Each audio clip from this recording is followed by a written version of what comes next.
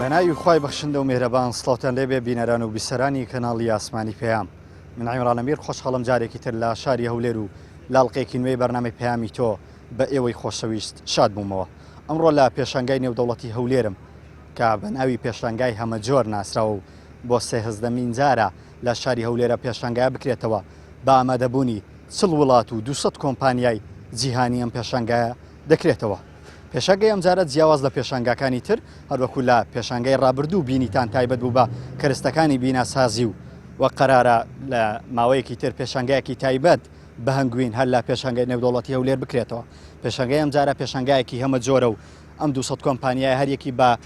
کاڵایەکی جیاواز بەشدارە لە کۆمپانیایەکە و بەشدارە لە پێشانگاکە. وی لە بەرنامەی ئەم جارم دەمەوێت بچم ئاخۆم کۆمپانیایەتان بۆ بدوێنم بزانە خۆ بەچی بەشدارن و ئەو کوالێتانەی کە ئیشەکانی هێناویانە یا ئەو کەرستانەی کە هێناویانە و عەرزی دەکەن لە پێشانگای نێودەوڵەتی هەولێر کەرستەکانی چیە و تا چەند ئەم کەرستانن کە لە هەرێمی کوردستان پێویستمان پێێتی.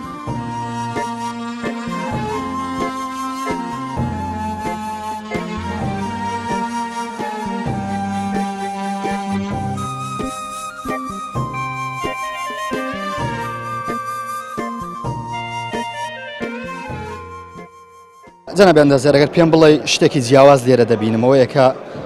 هەم دیزاینەکە ئێرەتان جیاوازم پێمان بە پرۆژەیەکی جیاوازە. ئەم پرۆژەیە چیە و پێک هاتووە لە چیوە مەبەستان چیە لەم پرۆژێ و ئێوە بەچی بەشداریتان کردووە لەم پێشانگایە؟ پێشەکی بەخێر بێن. ئێمە وەکو کۆمپانیای تیکماپ کە کۆمپانیایەکی ڕاوێژکاری ئەندازیاریە و خزمەتگوزاری ئەندازیاری لە پێشانگا بەشداریمان کردووە. کاری ینی اختصاصی ئێمە تەخەسوسی ئێمە دیزاین و دراسی هەندێ پرۆژەی تایبەتە وەکو تونێل جسری تایبەت لە بواری بەنداوەکانە و بەگشتی لە بواری ڕێگای ئاسن و ڕێگای خیر و هەروەها فڕۆکەخانە و ئەو جۆرەشتانە ئێمە تەجروبەمان هەیە کارمان کردووە و وەکو پرسیاری منە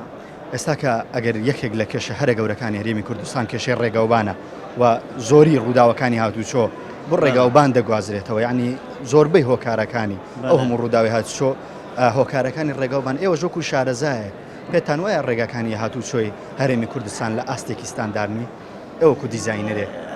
مۆزوعی ڕێگا مەلەفێکە کە وردە وردەمە پەرە ئەسێنێ و ئەبێ بەرەو ئستانداردسازی بڕوە. یعنی ئەوە نییە ئێمە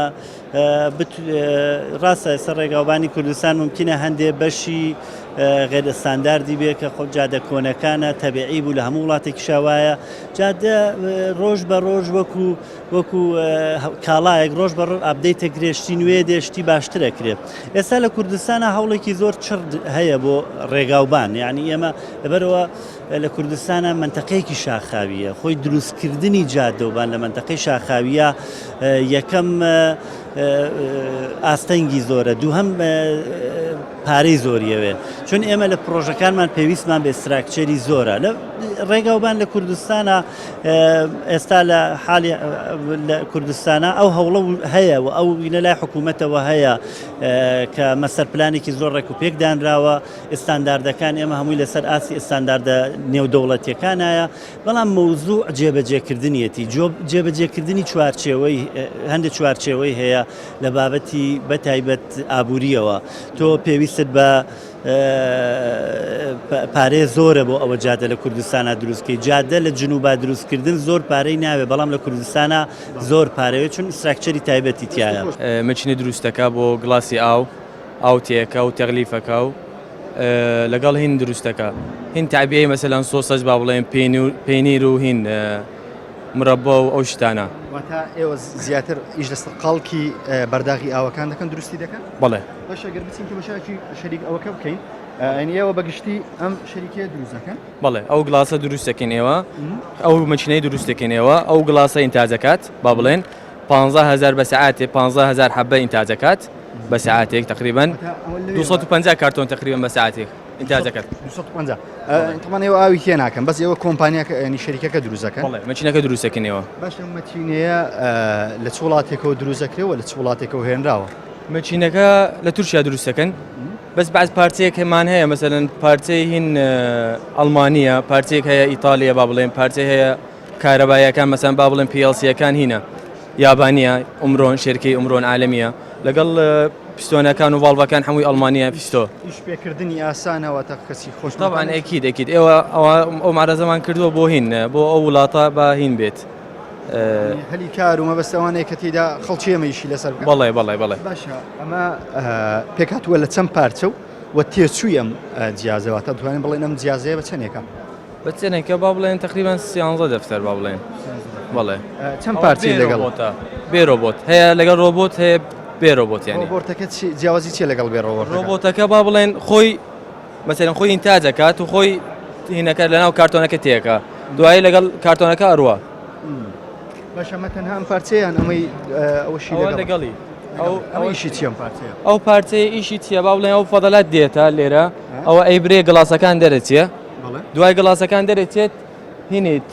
ئەمێنێ باز پارچەی ئەلمینیۆم و پیتی ئەمێنێ ئەلێرەوە لە فەکەین دوایی ئەو ئەلمینیۆم و پیتیەکەش ئەیفرۆشن باش ئەمە کارەبا چەندێکی دەوێ و واتی کار تقریبا 50 ئەمپێریەوێ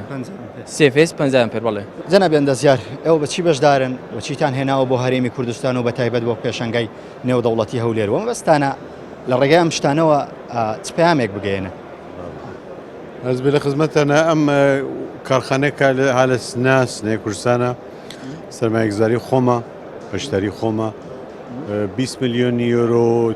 تا ئەمڕۆ هەزینە بووە ئەم کارخانەی احتاس بووە واحدی عەزیمە لە خاوەرمیانە زۆر مەزن تۆلیدی کاغەزی دێکۆراتیڤە کاغەزی دێکۆراتیڤ بۆ مەنزورەیە کە بۆ کابینێت بۆ کەفپۆش بۆ دیوارپۆش مێز ماڵ دەرگا هەموو ئەوانە کە ئێوە بینن لە ماڵتانە و لە دەرەوە کاری ئێمەیە لە ئێرانە بۆ ئەوەڵین بار خەری تۆلید دەبێ لە عێراقا نیمانە لە زۆر لە کشوەرەکانە نیمانە لێرەوە تمشای دەکەن جەناب ئەندازیار ئەمە جیاوازی چییە لەگەڵ لەزگە و لەگەڵ کاشی کە لە نێو ماڵا درێت ئەمە سەلیقەی خەڵک ڕۆیشتە بە شۆنی چێوەوە وەلی لە منتەقای ئەمە زۆر چێومان نییە وەکو ئوروپا وەکو کانادا زۆر چێومان نییە ئەم تەرحانە ئەمەڵەن تەرحە چێوەکانە یعنی وەختی ئەیبینن ئەمەڵەن گرێت چێوەکانە چێو دار گوێز چێودار ئەفراد چێودار هەموو دارەکانی پێم بڵێ ئێوە لەکوێوە هاتوون و بەچی بەشدارن و ئەو کەرستانەی کە بۆ پێشەنگای نێودەوڵەتی هەولێر هێناوتانە لە چ بوارەکان بەخێر بن سەر چاو ئێمە کارگەیەکین بۆ دروستکردنی هەموو جۆرەکانی سیاج کارگەکە ئێستا لە ئەبوزەبیە لە وڵاتی ئیمارات خۆم 20 ساڵە لەو کارگەی ئیشەکەم بە مهندسێکی ئینتاج دەسم پێ کرد و ئێستا بوومەتە مدیری ئەو کارگەیە بە پێویستمانزانی و دایمە چاوەڕێ ئەو فرسەتە بووم ئەو نەوە ئەبزایی کە ئینتاجەکەین بتوانم لە وڵاتەکەی خۆمیش استفادەی لێ بکەین بەڕێوبەرێک لە وڵاتی ئیمارات ئیشەکەی بەڵێ خۆم بەڕێوبەری کارگەکەم و خەڵکی کوردستانم بەڵێ فکە ئەم معرەزەی هەولێر چاوەڕێم بوو بە هەر زووترین کات بکرێتەوە و خاستن ئەمساڵ هەستم کرد کە ئیقبالێ زۆر هەیە لەسەری و خەڵک چاوەڕێتی بۆی بیبینێ حەز بکرد ئەو ئینتاجەی کە خۆشمان درستی ئەەکەین و هەستەکەم لێرە تا ئێستا کەمە و نییە پیشانی ئەو جەماوەرە خوێندەوارە و سەقەفەی کە دێنێ ئێرە بیبینن و بتوانین بزانین لە عینی کاتە بازارێک بۆ کارەکەی کە ئیشی تیاکەم و مەسلحەتێکی تایە بۆ وڵاتەکەی کە ئیشی تیاکەم لە عینی کاتە بۆ کوردستانیش قەتبیرت لەوە نەکردوێتەوە بیتەوە کوردستان و کارگەیەکی هاو شێوە دابنیت واللهی ئەکید بیرمان لێ کردوێتەوە ئەوە نییە بیرمان لێ نەکردێتەوە ئەوەش لە خەیاڵمانە دایما ئێمە بڕۆین و چەندێ دوورکەوینەوە هەرگەرەوە بۆ وڵاتەکەی خۆمان و حەزەکەین شتێکی باشکەین بۆ وڵاتەکەی خۆشمان و ئەمە یەکەم پلێ کە بیرم لێ کردەوە جارێ با بزانم خەڵک چۆن ئەیبینە ئەو شتێکە ئیشی تیاکەن ئایا بەدڵیانە بەدڵیان نییە لەوە بەشەر بڕیار ئەدا ئایا جێ ئەوە هەیە پارە سەر بکەیت و کارگەی بکەیت و بازارەکە دروستکەیتەوە ئێمە ئەو شتانەی هێناومانە سیاجە بۆ مەزارع بەکارهێنرێت بەس بەنەوێکی کوالەتیی زۆر باش و بە ئاخر دیزاین کە پێڵێن ولدد مش ئەم ولددمێشە ئێستا هەموو ئەوروپا و ئەمریکا تا ئێستا ئەو بەکارهێنن بۆ مەزارعی گەورە بۆ حقولی نەوت بزات حقولی غاز بۆ پرۆتێکشنی منطقە حساسەکان محطاتی کارەبا محطاتی ئیتصالات ئەبراجی ئیتصالات هەموو بۆ ئەوە سیاجانەوێت.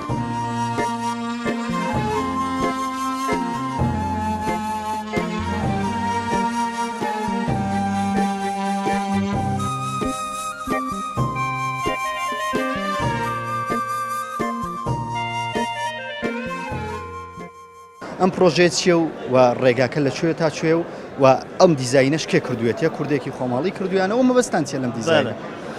ئەم دیزاینەر وتم کە کۆمپانیایمە ئەم دیزاینی ئەنجام داوە لە سۆرانەوە دەست پێەکە تا شارۆچکەی چۆمان بەڵێ لە شاری سۆرانەوە خۆی ئەمە بەشێکە لە پرۆژەی دووسایدێکە لە هەولێر بەستێتەوە بە مەرزی حاجی ئۆمەران. مەبەستی ئەم بینە یەکەمەوەی کە هەولێر پەیوەندی لە نێو هەولێر و مەرزی یەکێ لە سنوور ڕسمیەکانی کوردستان کە حاجی ئۆمران دروستیەکە.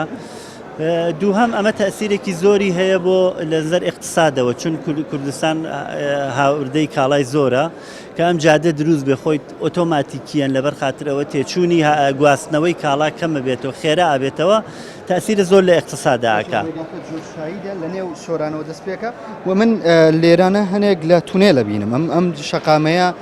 تونێلی شیتیا و چەند تونێلیتیا کە ئاگادار بن ئەم ناوچەیە کە ئێمە باسەکەی ناوچێکی زۆر سەخت و شاخاویە کەندی گەورەیتیایە شاخی گەورەیتیایە ئەو لەبەرەوە تۆ کە ئەگەی بۆ جێگانە ناچاری لە تەکنۆلۆژی تونێل بەکاربێنی لێرە حدود 21 تیوب تونێلی تایە یعنی 10 تونێل چوون 11 تونێل هاتن لە پێینەکە پێکۆی 21 تیوب تونێلتیە خۆی 37 کیلۆمتر جادەکە خێرایی جادەکە 120 کیلۆمتر لە ساعتە ینی ماوەی سۆران چۆمانەکاتە چارەگە بۆ 20 دقیقە بۆ 20 دقیقە کەمەکات ینی ئەبێتە ماوەی سەفەری. ئەگەر بێت و حکوومەت هاوکارتان بێ ئەم پرۆژەیەتان دەتوانن بە ماوەیەکی کەم جێبەجێکەن و بێگومان خزمەتێکی گەورە بەم دەڤەرەیە بکەن و ئەگەر بێت و لایەنی ئابووریتان جێگیر بێت مۆزۆی جێبەجێکردنی پرۆژەکە شتێکی ترە ئەمە پرۆژێکی گەورەیە ئەبێ لە چەند قۆناغا جێبەجێ بکرێ خۆی یەکەم مەوزوعی ئەساسی ئێستا لەم پرۆژانە ئێستا هات گرێ خواردێتەوە مۆزۆی ئابووری ئایا حکوومەت یا وەزارەت ئەتوانێت ئەو نەپارەی بەردەستی هەیە بکرێ خۆی ئەنجامدانەکەی لە بواری تەکنیکیەوە هەم وەزارەتی ئاوەدانکردنەوە هەم ئەو کۆمپانیانە کەیسە لە کوردستانە کارەکەن تەنانەت کۆمپانیا خۆماڵیەکانیش کە لە بواری جێبەجێکاریە کارەکەن ئێستا تەجروبێ باشیان هەیە بۆ وەزارەتی ئاوەدانکردنیش توانای ئەوە هەیە پرۆژەهای تری تراوە سەر بەخۆ ئەنجام بە و هەروەها ئێمەش وەکو ڕاوێژکاریەکە لە کوردستانە ڕاوێژکارێکی نەمەش خۆماڵین یعنی پێویست بەوە ناکە ینی واتە ئێمە لەباری زانستەوە لەبار تەکنۆلۆژیەوە لەباری بۆ ئەنجامدان ئەو پرۆژە ئامادەگیمان هەیە بەڵام لە بواری ئابووریەوە خۆ تەبعەن چون ئەم پرۆژانە جوتم لە منتەقەی شاخاوی کوێستانە تونێلی زۆرتیا ئەستراکچەری گەورەیتیە پردی گەورەیتیە پارێکی زۆرە بێ حکوومەت تامینی کاکە حکوومەت ئەمینیکە بە دڵنیاییەوە جێبەجێکرێەوە تەسیرێکی زۆر هەم لە ئابووری بەگشتی کوردستانەوە بە تایبەت ئەم منتەقە کە پرۆژەکەی تایە لە ماڵات وەختی استفادە لە ئەمە بێ ماڵەکەی حساسیەکەی گەرمترە زۆر جوانترە لەبەر ئەوەیە کە هەموو سەلێقە چووە ڕۆیشتە بە شۆنی ئەم مەحسوڵە بان مێزی کار ستەندەڵیەکاندان کابینەتی ئاشپەزخانە ڕووکەش ڕووبانیە کارە مەحسوڵێکە کە ئێمە توانین تۆلیدی بکەین. مەبەستان چییە دەتانەوێت لە ڕێگای ئەمەوە چی بگەێنە ئەوەی کە من مەبەستمە بپرسم ئەوە لەکوێوە هاوردەتان کردووە وە ئەمە سوودێکی هەیە بۆ نێوماڵ ئەوڵەن هەرزانترە قیمەتی دوایەوە دەوامدارە ئەتوانی هەر نەوە تەرخ و ڕەنگێکە خۆت سەلێقەتەیە کەسی حەز بە قاوەیەکە کەسی حەز بە کرم ڕەنگەکە کەسی حەز بە ڕەشەکە ئەتوانێمانە تۆلید بێ وازانی کە هایناو تەبیعەتە باشە ئەمە بۆ پاک و خاوێنی چۆنێکە خۆشتر و ئاسانتر پاگەکرێتەوە لە کاشی و لەزگەی دیوارەوە بۆ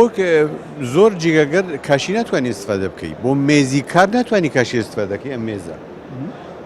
بۆ کابینەتی ئاشپەزخانە کاشی ناتوانانی استفادە بکەیت بۆ تەخت و خاو ڕەخت هەموو ئەو کارە ناتوانانی کاشی استفادەکەی باشە دووشتم مەبەستە لە کاتی شۆردنە هیچی بەسەردێ بەوەی کە ئەم پارچەدارەیە تەڕبێت لە ناو ماڵەوە بێگومانەگەر لە ماڵەوە ڕایخن ئەمە وەکو چێوە ئەمە چێوە ڕووی ڕووەکەیجی کاغەزە کاغەزەکە چاپ بێ بەم جۆرە ئەتوانین جۆرە تۆلیدی بکەین کە زدە ئاو بێ زدە حرارەت بێ زدە گەرما بێ زدە خەش بێ بەڵێ کێشی نابێت لە ساردی خەشی نابێن باشە پێم بڵێ ئەمە چۆنێکە بە مەترە مەتری بە چەنێکە و چەند تەکلیفە کاگەر بێت و ژوورێکی ئاوە بەمە تەکلیف بکەیت کاغەزەکانی کە ئێمە تۆلیدی دەکەین جا لەبانەوە پرس هەبێتە بان MDF و یان نێئۆپانەوە یا ئەو شتانە ئەم کاغەزگەرە هەر 14 متر مربعی قیمەتی ئوروپاییەکەی دەرتێدا حدودی 4 یۆرۆ قیمەتی ئێمە کەمی هەرزانتر لەمەیە لەگەڵ ئەمنەوە پلاستیکەیە هەمیشان بۆ تۆزێک سەرنجی منی ڕاکێشە کار شێرکۆ لەوەی کە ئەمانە سوودەکانیان چیاگەر حەزەکەم سوودەکانی ئەمامە بۆ باز بکەیت و بۆچی بەکاردێ خۆی ئەمەیان پێڵێن پۆلی شێت نێت مادەکەی مادەئەولەکەی های دێنستی پۆلی ئەثلین بە مەکینە دروستیەکە تڵ نەسیجیەکە کە دروستیەکە زۆر بەقوتە ئێمە وادی شتێکن پێڵێن UV ستڤلایزەر بۆ ئەو ئەمێنێتەوە تەحملی هەتاوی خۆرەکە تا 10 ساڵ ئەمە دایەنی تەسیری تیشی خۆر لەسەر درەخت و نەمام کەمەکاتەوە بە شەرتی ئەو نەمامە بە جوانی بەرهەمەک دەرەکە لە عینی وەختە هەتاو نایسووتێنیە بانی کشتتوکاڵ مەزراکانی پێ ئەدەی بە تەواوی و تەسیری ئەشیعی خۆر کەمەکاتە لەسەر درەختەکان لە عینی کاتە ئێستا چووکە بەکارهێنانی زۆر هیچ زۆرە زیانێکی نییە و بەکارە هێنرێت بەڕاستی ئێستا بۆ پارکی سیارات بۆ مەلاعب ئەمە دەتوانین بۆ مەلعبەکانمان و بۆ حەوشەی ماڵەکانمان پارکینگی سیاری لیەکی سیاری ڕاگری من خۆم پارکی سیارم کردووە لە ئەبوزەبی 10 ساڵە لەم پلاستیکی پێوەیە هەر تو چەند مانگێ جارێ بە ئاو ئەیشۆن تازا بێتەوە چووکە بە هیچ زۆر هیچی لێ نایە زۆر بەقوتە تەنها ئەمە ئەوەی هەیە شێدەکەی فەرقی هەیە لە بین 50 تا 90 چەندێک ئەتەوێت تۆ تەزلیلیکەی پێ لە نسبەت تەزلیل بە عەرەبی باشە کاک دەمەوێت باسیەوە بکەین نرخەکانیان شۆنێکە و نرخیان بەڕاستی زۆر ینی لە ئەرزی مەسنا ئێمە مەتر مربعی لە بینی با بڵێن 50 تەزلیلی تا 90 تەزلیل لە بینی 30 سنت تا 6 سنتە مەتر مربعێکی بەس لە ئەرزی مەسنا تا ئێستا دراسی ئەوە ئەکەین بە هەرزانترین شێوە بتوانین نقلیکەین لە ئیماراتەوە بۆ کوردستان لە کوردستانی شوێنێکتان هەیە کامی تا دەستکەوێت تا ئێستا ئێمە کەسمان نییە لێرە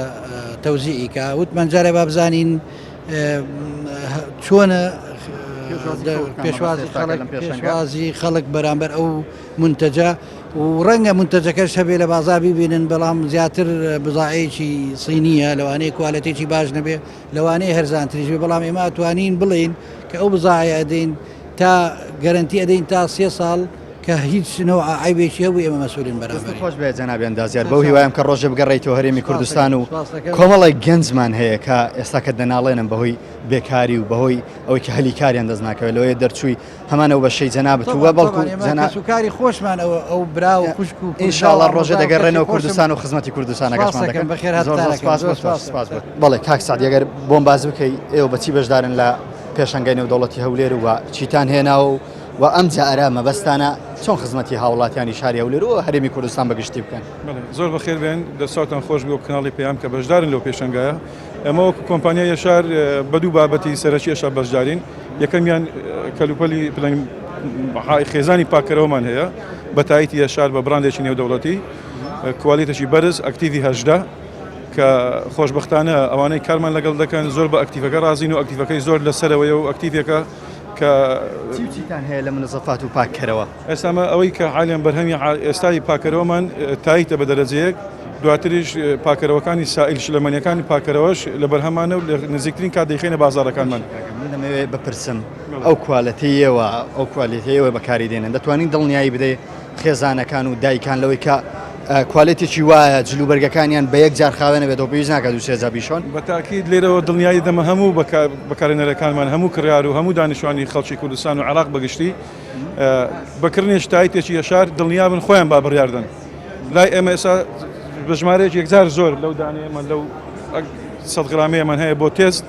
بەڵام ئەوە تێستە خۆی بڕیاردەر بێتن بە کاربەر ینی هەر لەسەر قسەی مەرانەوە سێتن خۆی بە کاربەر ئەکتیوی تایتەکەمان ئەکتیوی هەژرەیە لە سەرتاسەری عێراقا تاکە بەرهەمین بتوانین بە دڵنیاییەوە بە شەهادە و بە پاڵپشتی دەوڵەتی باسی ئەکتیڤەکەمان بکەین. ئەوەی من مەبەستمە بپرسم بێگومان تایتەکان زۆریان زۆرە و لە ڕووی نرخەوەش زۆر جیاوازن. نرخەکانی ئێوە چۆنە تا چەند ڕاچاوی ئەو بارودۆ خێرێمی کوردستانتان کردووە؟ ئەمە لەگەڵ ئەو ئەزمێ هەمانە لە کوردستان و لە کاری بازارجێڕیە لە وجودمە لە بازار ئەو کوالێتانی کە لە بەرزن عادەتەن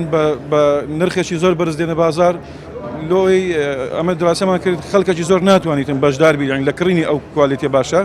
ئێمە ئەوەشمان ڕەچاو کردووە کوالێتێکی باش بە نرخێکی هەرزان. من دەمەوێت بپرسم ئەمە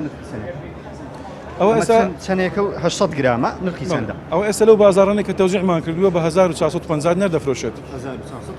بەڵێ لەنێو بازار. بەڵێ. ئەدی ئەوەی تر پێما بێ 18 کیلۆیە؟ 3 کیلۆ شتێکە بە 1450 نەردەفرۆشێت. یعنی نرخەکەی لەگە کوالەکەی مقارنە بکەی لەگەڵ ئەو کوالێتی کە لە بازار هەیە ئێمە بە 2 دەرەجە لەسەر کوالێتی ئەوین یعنی کڕیار بە خۆی بڕیاردە دیسان دەڵێمەوە ئەو کوالتی کە لە بازار من عەز ناکەم ناو بێنم ئەو کوالتی لە بازار ناسراوە بە کوالتی ئەرقا کوالێت لە هەولێر ئێستا لە عێراق بەگشتی ئێمە 2 دەرەجە لەسەر ئەوین ئەو ئەکتیوی 16 ئێمە 18 نرخەکەی ئێمە لەگەڵ ئەو کوالتە با کڕیار و بەکارهێنەری خۆی مقارنەی بکاتن.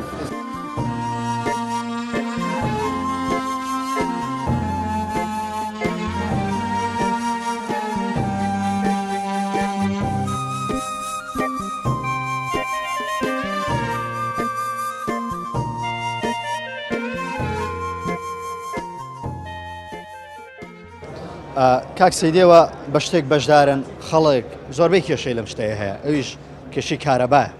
ئەمە تا چەند کێشەی کارەبا لە هەرێمی کوردستان چارەسەر دەکات و چۆن کێشەکە چارەسەر دەکات؟ بە نێوی یەزدانی پاک پێشەکی هاتنی ئێوە نیشانەی فەخر و مباهاتە لە بۆ ئەو معرەزە خۆشەویستە کە باعیسی وەی دەبێت هەر کۆمپانیایەک هەر گروپێک لە هەر گوشە و کەلێنێکی ئەو کوردستانەیە خۆ نیشان بدات و بتوانێت ئیسیعدادەکانی خۆی بە خەڵکی نیشان بدات. ئێمەش وە گروپی ڕۆژهەڵات بە هاوکاری کۆمپانیای یەشار لە شاری هەولێر دەستمان وەبەرهێنانی کارەبا کرد. بەڵێ برای خۆشەویست کارەبا گەورەترین مشکلێکە کە ئەمڕۆ لە کوردستان هەیە. ئەمان ئەگە بین ئەمە تێبینیەک تێدا هەبێت چاورە دەکەین لە کوردستان و لە عێراق ئەمە 3000 ساعات وزەی خۆرمان هەیە کە هەر میتری مڕەبعی کە حیسابی بکەی 420 وات دەزستانەدا دروست دەبێت و مانگەکانی هاوینەشدا دەگاتە 806 واتی. پەزەگوا بوو ئەمە کانزاجی گەورەمان هەیە ئەمان دەبی ئیسفادەی لێ بکەین. ئیسفادە لێکردنەکەشمان بۆچی دەبێت بە شێوەی عیلمی بێت. ئەمە بتوانین بە شێوە چونکی بەداخەوە تاعان لە کوردستان کە هاتووە ئیسفادە لێکراوە بە شێوەی تەجاری ئیسفادە لێکراوە.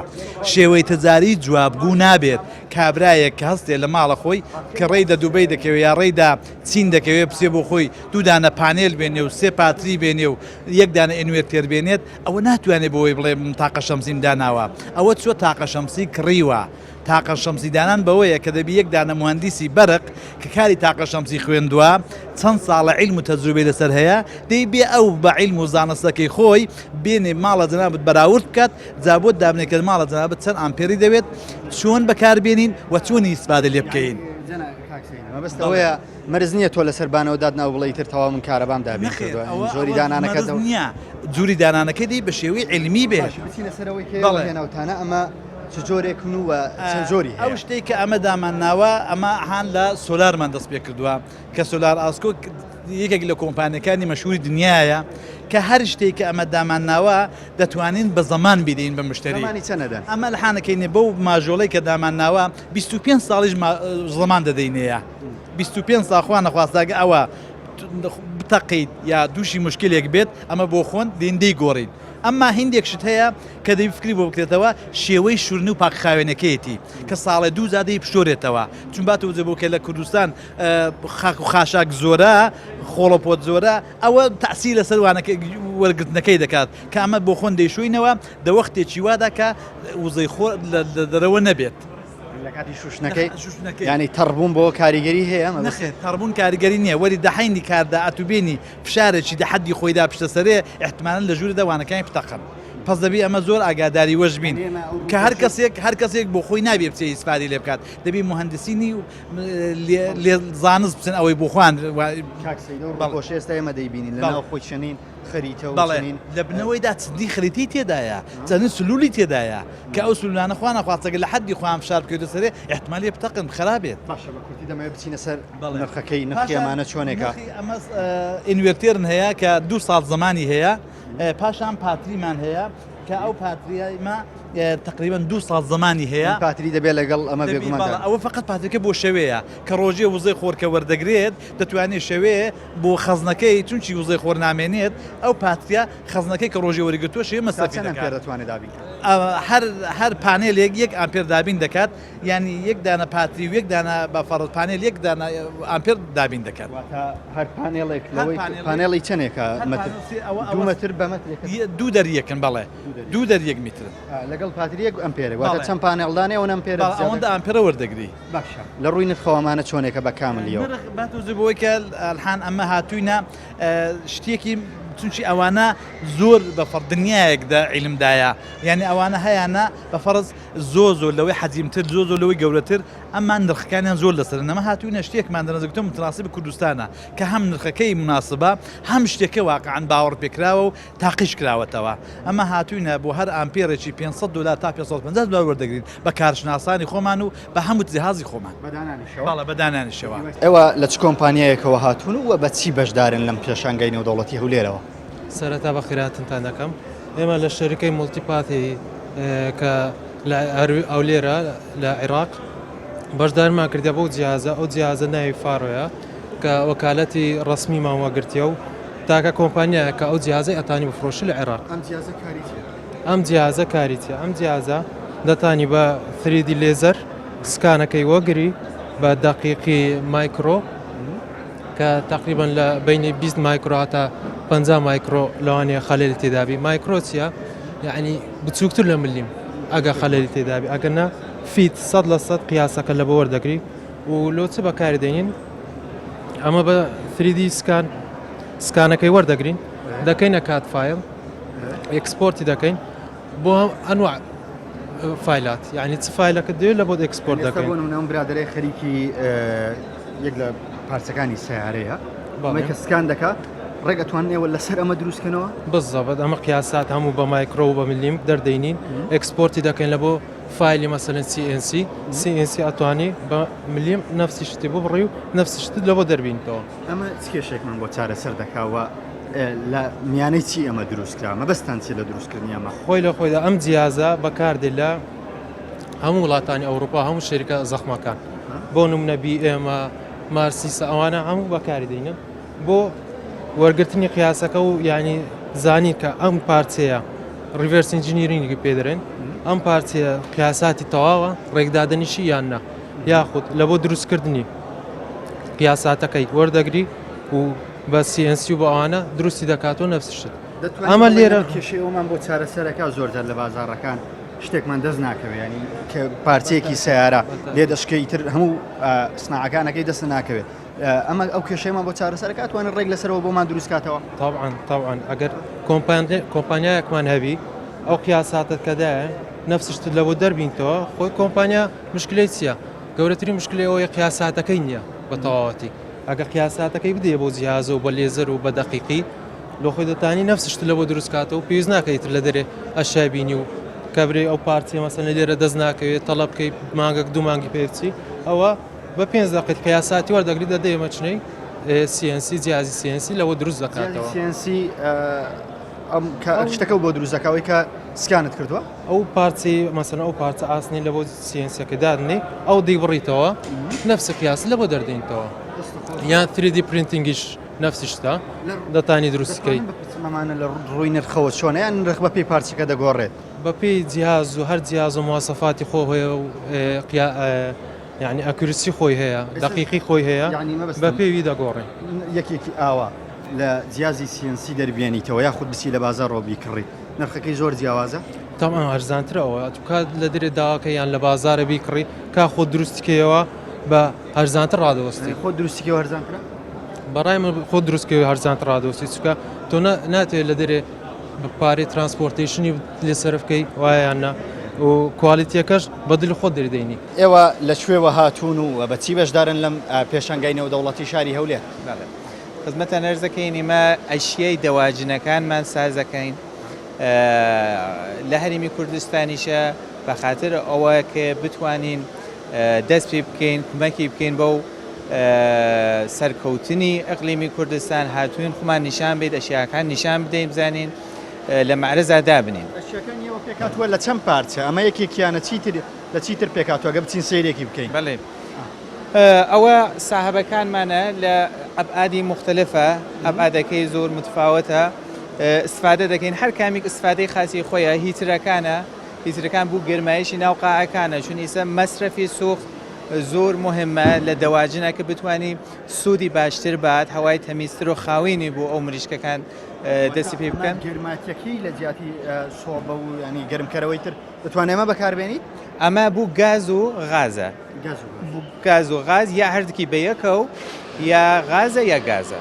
ئەوەی تری ساحی بێ هەواکە باتە دەرێ هەواکەی ئەواتە دەرە و ئەشیاکە تریمانی هەیە دانەکەی ئەخوات ئەوەکەی ئەخوات هەر کامیک لەمانە بوو کەڵکی خاصی خۆیدی هەر کامیک لەم ئەشیانە ئەمە ئێوە لەکوێ هاتوون و هیچ کۆمپانیایەکنەوە و ئەم کەرستانە لەکوێ دروست دەکرێت ئەمە لە تاران دروست دەکردی شرکەتی ئسکانتیور شرکەتی زۆر بەناوە بە قووەتە کوالیتیەکەی کوالیەتی ئوروپایە زۆر بە قووەتە ئەرێ ئیمەشی تر لە خزمەتانی